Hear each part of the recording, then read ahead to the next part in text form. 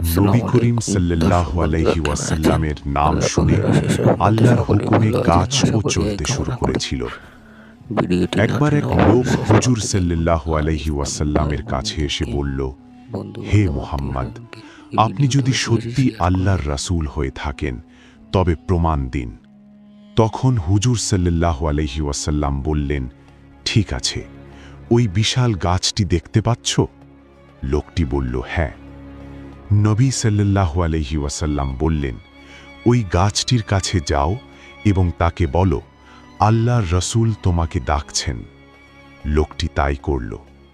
গিয়ে গাছটিকে বলা মাত্রই গাছটি তার শিকড় মাটি থেকে ছেড়ে চলতে শুরু করল এবং হাঁটতে হাঁটতে নবী মুহাম্মদ সাল্লাল্লাহু আলাইহি ওয়াসাল্লামের কাছে এসে থামল।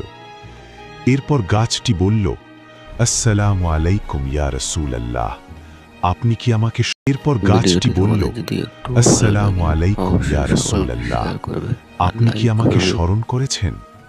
এই দৃশ্য দেখে লোকটি নিজের চোখকেই বিশ্বাস করতে পারছিল না। এরপর হুজুর সাল্লাল্লাহু আলাইহি ওয়াসাল্লাম গাছটিকে হুকুম দিলেন যেন সে তার নিজের জায়গায় ফিরে যায়। সাথে সাথে গাছটি আগের স্থানে ফিরে গিয়ে আবার মাটিতে শিকড় গেঁথে নিল। এই মহান মুআজিজা দেখে সেই লোকটি তৎক্ষণাৎ ইসলাম গ্রহণ করল এবং আল্লাহর দরবারে সেজদায় লুটে পড়ল।